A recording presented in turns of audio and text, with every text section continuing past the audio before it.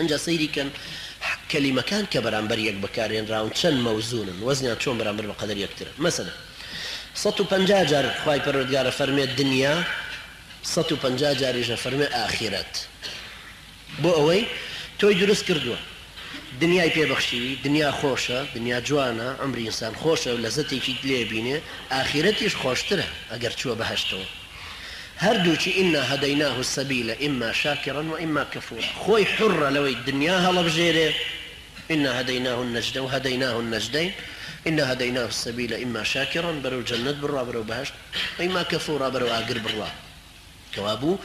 دنیا و ئاخرەتی وەکو یەک دروست کردوون 115 جاری تکرار کردوون بە قەدەر یەک. بۆی مەدحی دنیا نەبێ زۆرتر لە قیامەت، مەدحی قیامەتیش نەبێ زیاتر لە دنیا، هەموو ڕوو بکەینە قیامەت و دنیامان بیرچێتەوە. وابتغ فيما آتاك الله الدار الآخرة ولا تنس نصيبك من الدنيا وأحسن كما أحسن الله إليك.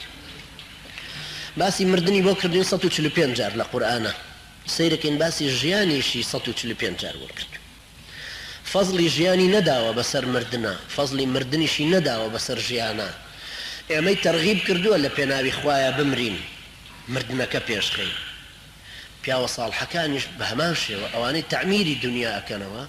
ئەوانش بە هەمان شێوە حەزەکەن عمرێک خوای گەورە داوێتی و مردنیان لێ دوور بێتەوە بۆی زیاتر خزمەتی بەشەریەتی تیا بکەن. کەوابوو لێرەش دیسان مردن و ژیان وەکو یەک تکرار بوونەوە. سەیئات و حەسەنات یان خێر 167 جار تکرار بوونەتەوە هەردووچی. 167 جار صالحات تکرار بووەتەوە، 167 جاریش سەیئات تکرار بووەتەوە. ئەمەش دیسان شتێکی زۆر مهمە مەوزونە، چونکە لەو کاتەی کە من ئەڵێم صالحات لە سورەی سادا عیلاقەی بە ساتەکەشەوە هەیە کە ئیژمێرین، علاقەی بەوەشەوە هەیە کە ئەڵێم صالحات ئینسانی مسلمان صالح في نفسه مصلح لغيره، هەموو شتێکی یعنی تو هەروەکو وتم ئەو دەموچاوە بێنە لە پێشاوت کە هەموو دەموچاوەکە هەموو مواصفاتێکی جوان و ڕێک و پێکار، بۆیە بووە بە مەلیکە جەمال. هەروەها کوفر و ئیمان نەیفەرمووی ئینا هەدەیناه السەبیلە ئیما شاکرا و ئیما کەفورا، خۆی حڕە کوفر هەڵەبژێرەیان ئیمان وەکو یەک تکرار بوونەتەوە 17 جار بە 17 جار. هەروەها کوفرن و ئیمانن 8 جار تکرار بوونەتەوە بەرامبەر بە یەکتر. مەلائیکەت و شەیطان بۆی تۆ بە قسەی مەلائیکەت بکە یان بە قسەی شەیطان وەکو یەک تکرار بوونەتەوە، ئەویش 88 جار. زستان و هاوین وەکو یەک تکرار بوونەتەوە 5 جار. سادەکە لەوێ صەیفە، سادێکی تر زیاد دەکا مەسەڵەن لە سوورەتی ئەلیف لام میم سادە، بەو شێوەش لێرە موازنەیەکی هەیە لەگەڵ شیتا. پێغەمبەران ڕسوول نێراوانی خوا 241 جار ڕسوول هاتووە لە قورئانە، 241 جار. باسی خەڵک چەندەکە ئەناس 241 جارش باسییانەکە، یعنی هەموو خەڵکێک پێغەمبەرێکی هەیە، هەر میلەتێک پێغەمبەرێکی بۆ چوو 241 بە 241. ئەمەش دیسان شتێک نییە ئێمە لاف و گەزافی پێوە لێ بن. ئەو کۆمپیوتەر و خەڵک لە بەردەستیاتی قورئانش لە بازاڕە هەیە، شەریکاتی کۆمپیوتەریش ئێستا زۆر بووە الحەمدولله لە کوردستان. هەموو کەسێکیش دەتوانێت دراسی ئەم کەلیماتانە بکاتەوە، ئەم حرفانە بکاتەوە. ئەگەر دراسەی نەزمی قورئانی بۆ ناکرێتەوە بەو اعتیبارێکەوە بەلاغی عەرەبی نازانێ، خۆ مەجالێکی باشە هی کۆمپیوتەرە ئینسان بە زمانی خۆشی ئەزانێ ئەم شتانە متابعە بکات، چونکە حرفەکانە ناسێ. ئەنجا سەیری ئەو تەناسوقە جوانەکەن کە لە قورئانە هەیە. 365 جار یەومی بەکارهێناوە، ئەلیەوم یان یەومەن، کەچی ئەیامی 30 جار بەکارهێناوە، مانگیشی 12 جار بەکارهێناوە، شەهر. کەوابوو لە قورئانە تەقسیمی کردو کە ساڵ 365 ڕۆژە و مانگ 30 ڕۆژە و ساڵیش 12 مانگە. سەیری ئەو ئوسلوبە جوانش کە تەقسیمی کردوون. ئەنجا سڕێکی عەرەبی طبعاً ئوسلوبێکی بەلاغی عەرەبی هەیە، باسی جەمعی کەسرە هەیە و جەمعی قیلە هەیە.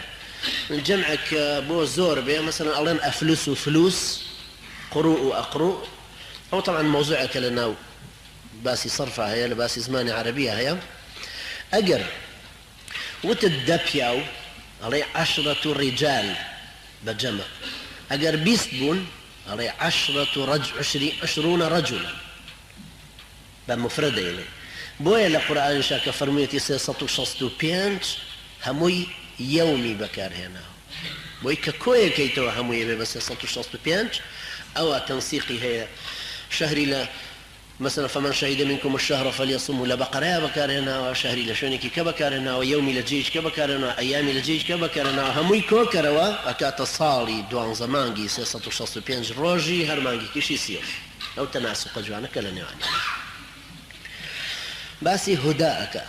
هدايتي خواي پروردگار كالرحمتك بو أو خلقهاتو هدا والرحمة بقدر يقبكارهاتون حفتا ونو باسي محبتك محبتي خواي پروردگار وطاعة كردن محبت بعام إنسان كاتك كيشي خوش به سمع طاعي بو دربره بويا محبت وطاعتي بقدر يقبكارهناون هشتا وسي جاري تكرار كردون سيري أسلوب جوانا يعني وقتك طاعة أبي كمحبة لدلها أبي بقدرية كمحبة زيادك طاعة زيادك وهم يدرس أبو إنسان مسلمان لي ورد الرغبة والرهبة هردوكي وكو يك بكارهنا حز كردن وترساندن هردوكي وكو يك تكرار كردن البر والثواب شاكا پاداشت زور مهم چند جاری چاکە کردووە ئەوەندە باسی پاداشتش کراوە کە 20 جار تکرار بوونێت جەهر و علانیەت هەردووچیان یەکی 16 جار تکرار کراونێتەوە گوناحکردن الخطأ هەڵەیە الخطيئة گوناحە الخطأ والخطيئة هەردووچیان 22 جار تکرار بوونەتەوە کەچی مقابلی ئەو 22 جار الغواية تكرار بوتو الغواية يعني ريون كردنو باش كل خلق دانو ريبزر كردن بيو بوصفتانا أو موازنة كالنيوانا هاي القرآن باسي فحشاء كردوا الفحشاء والبغي هردو كانوا شي 24 جاري تكرار كردونتو أما بالراستي سر شي زور مهم يعني استا هركس كجوي لو محاضرة أبي هركس أجاي لو رقمانا أبي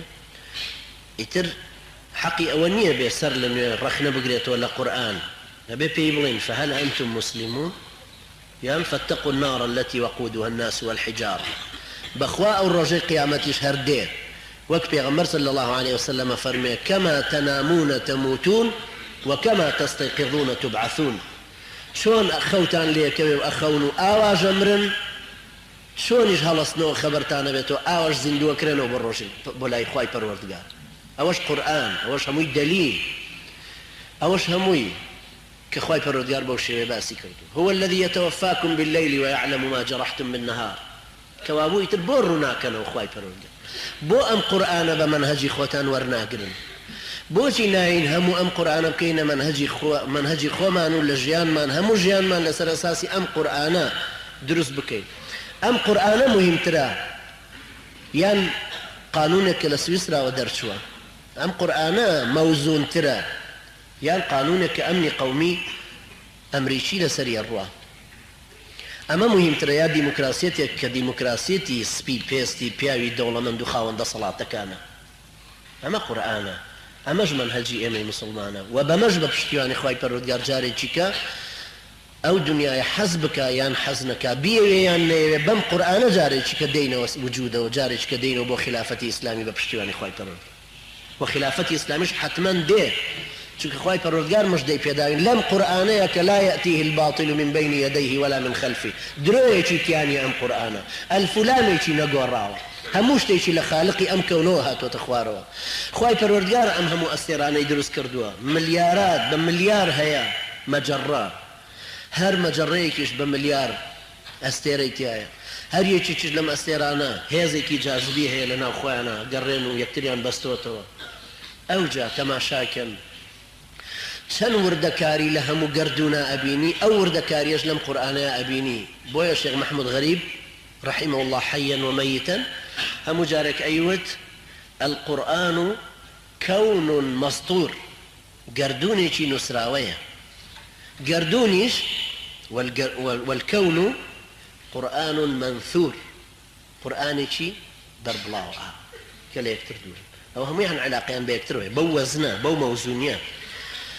خواهي پروردگار فرمي وقليل من عبادي الشكور وقليل من عبادي الشكور حتى أمس أواية شرحنا كما أمرون زور سيدك قليل كم يقل مسلمانا كم يقل عبادي خوا شكرانا أكن كتش علاقيتي زور مهم هي لنواني الشكر نواني أو قلتك حفتة أو بينجار هردوشان تكرار بونو وقليل من عبادي الشكر هروها باسي روكك شجر باسي نباتك هيك شتوكالي تر روشي تر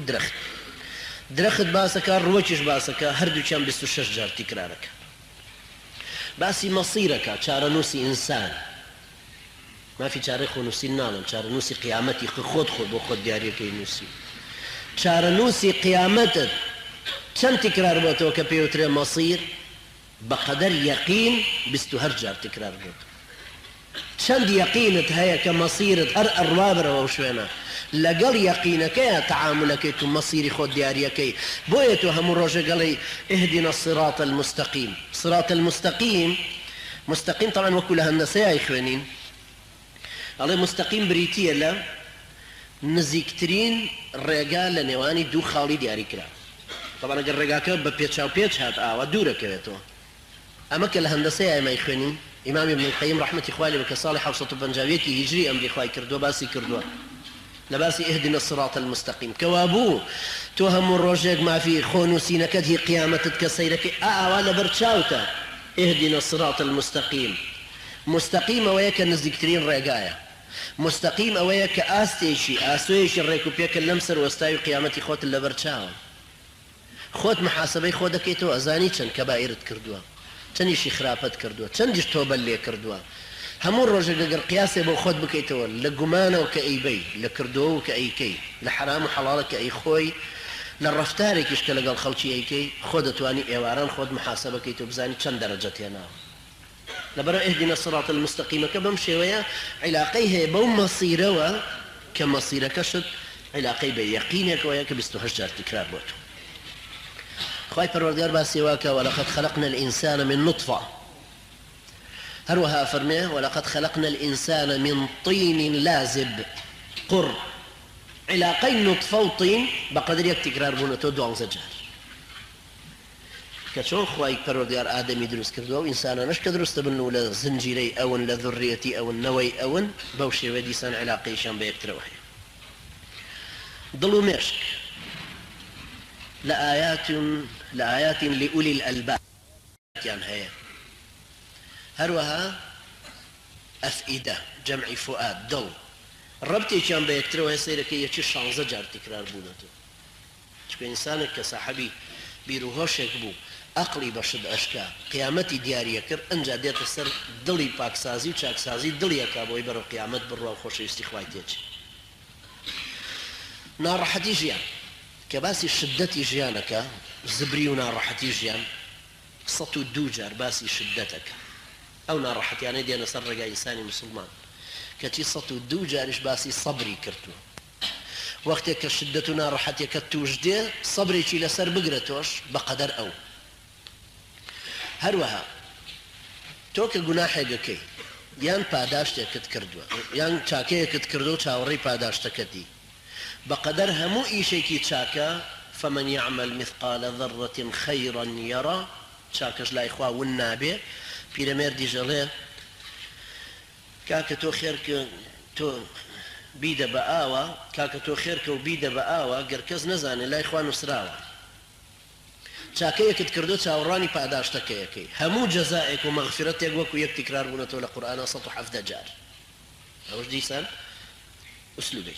انجا باسي خلق ملائكة عالمين كسي عالمي جاوازا خلقي ملائكة كان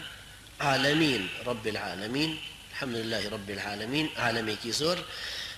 سيسطو هشتاو دو جار تكرار بونتو كتب بقدر سيسطو هشتاو دوكا آيات تكرار بونتو آيات يشتين علاماتك من كخواي پروردگار دیاری کردون بۆی خەڵکی هدایەت وەرگرن کەوابوو ئەو ئاياتی قورئانە بۆ ئەوەیە کە خەڵکی هدایەت وەربگرێ بۆ ئەوەیە کە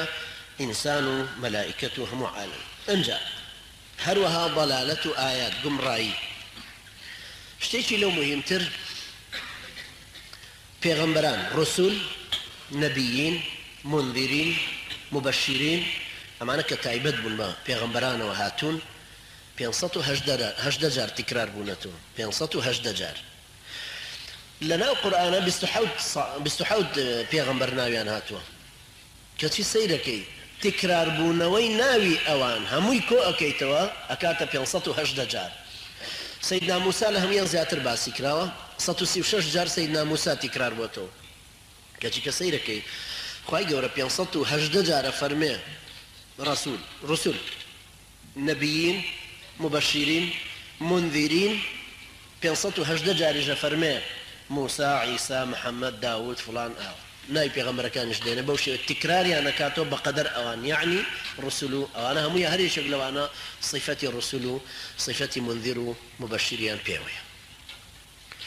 قرآن كوصف خوي كردوه خوي برديات كوصف قرآني كردوه فرموية النورة بما الناردون تخواره هروها حكمتي باس كردوه هروها بناي تنزيل وباسي كردوه أو سيشتا نور حكمة تنزيل شصت هشجار تكرار بوتو وشيء القرآنيش شصت هشجار تكرار بوتو كوابو يعني قرآن نورة قرآن حكمة قرآن بيامي خوايا كخواي جورا ناردوتي خوار هروها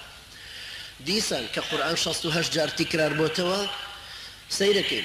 مجموعي أو آياتاني كخواي برديار فرين بينات وكو لقد أرسلنا رسولنا بالبينات أو بينات أنا كوكروا لقل مبينات آيات مبينات لقل موعظة مثلا للمتقين لقل شفاء كهميان كوكيتو بينات ومبينات وموعظة وشفاء أكات عدد قرآن شوف إخوات الرجال لباسي عسلة باسي هنجوين فرمي فيه شفاء للناس بلام لباسي قرآن فرمي شفاء للمؤمنين شفاء تايبد بمسلمانانو چونك بريتيا للنور حكمة تنزيل بينات مبينات موعظة شفاء أوامي قرآنك شخص وهجر بهميان تكرارونته پیغمبر عليه الصلاة والسلام محمد كخواي قراء فرمي يا أيها النبي إنا أرسلناك شاهدا ومبشرا ونذيرا وداعيا إلى الله بإذنه وسراجا منيرا شوار جارة فرمي سراجا منيرا شوار جارة شيء محمد تكرار كرده وجرزنا شي تايبتي لبيغمبر عليه الصلاة والسلام وكو يوازانن لقرآن خواي برورجار نيفرمو يا محمد كشي فرمي يا آدم اسكن أنت وزوجك الجنة يا داود إنا جعلناك على شريعة يا نوح أهبط منا بسلام